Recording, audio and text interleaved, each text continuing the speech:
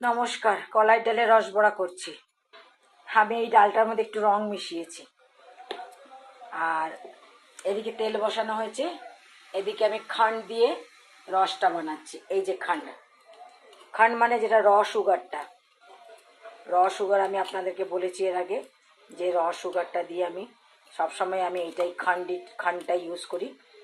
আর এটাকে আমি 2-3 ঘন্টা কলাই ডালটাকে ভিজিয়ে রেখেছিলাম। ভিজিয়ে তারপরে আমি বেটে তারপরে আমি এটাকে ফেটিয়েছি। দেখবেন আমি এই তেলে এই জলের মধ্যে ফেলছি, এই দেখুন বেশি উঠেছে, তার মানে আমার ফ্যাটানোটা খুব ভালো হয়েছে। এবার এটাকে গোল গোল করে এই তেলে ভাজবো, তেল গরম হলে তারপরে রসে ফেলবো। রসটা বেশি চিট করব না, মানে কোনো তার করব না। রসটা ভালো করে ফুটে উঠলে আমি রসটা বন্ধ করে দেবো। আর এটার মধ্যে আমি একটু খাবার রং দিয়েছি আর একটুখানি নুন দিয়েছি। আমি বড়াগুলো ছেড়ে দিয়েছি।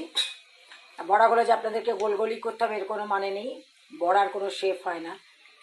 আর এই যে হয়ে গেছে আমার, এটা ভালো করে ফুটে উঠেছে, মানে জলের যে কাঁচা ভাবটা আমরা যেটা বলে পানসা ভাবটা চলে গেলেই বন্ধ করে দেবো আমি।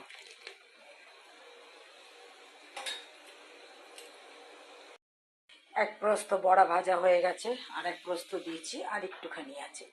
মানে আমি ওই 1 বাটির মতো ডাল নিয়েছিলাম, ছোটো বাটি, তাতে এতগুলো বড়া হলো।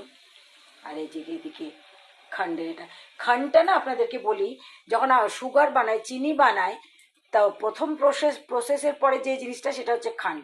তারপরে কেমিক্যাল মিশিয়ে যেটা হয় সেটা হচ্ছে চিনি যেটা আমরা খাই বা এতদিন খেতাম আমি, সেটা কিন্তু অ্যাকচুয়ালি ওটা চিনির কোনো এনে, ওটার মধ্যে ওটা কেমিক্যাল খায় ওটা। এই খান্ডটা হচ্ছে আসল, যেটা কেমিক্যাল ছাড়া।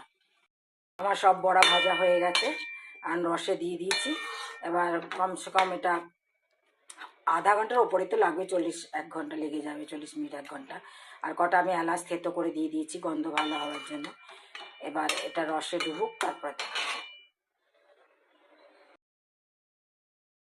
রস বড়া ফুলে সব এরকম হয়ে গেছে। একটু গরম রসে ফেলবেন, তাহলে এটা তাড়াতাড়ি রসটা ঢুকবে। এমনিও আমরা যখন গোলাপ জামুন বানাই গরম রসেই ফেলি, রসগোল্লা গরম রসেই থাকে, এবং ল্যাংচা বানায় সেগুলো সবই গরম রসেই থাকে, তো গরম রসে ফেলবেন। তো এই হচ্ছে আমার রসবড়া, কলাই ডালের রসবড়া। আর এই যে সার্ভ করেছি, এই দেখুন, দেখেছেন কত নরম হয়ে গেছে। তো আমার এই রেসিপিটা অনেকেই জানেন, সবাই জানেন মোটামুটি কলাই ডালের রসবড়া করতে। তো ভালো লাগলে আপনারা বানিয়ে খাবেন, লাইক শেয়ার করবেন, কমেন্টস করবেন, অবশ্যই আমার চ্যানেলটাকে সাবস্ক্রাইব করবেন। আসি তাহলে, নমস্কার।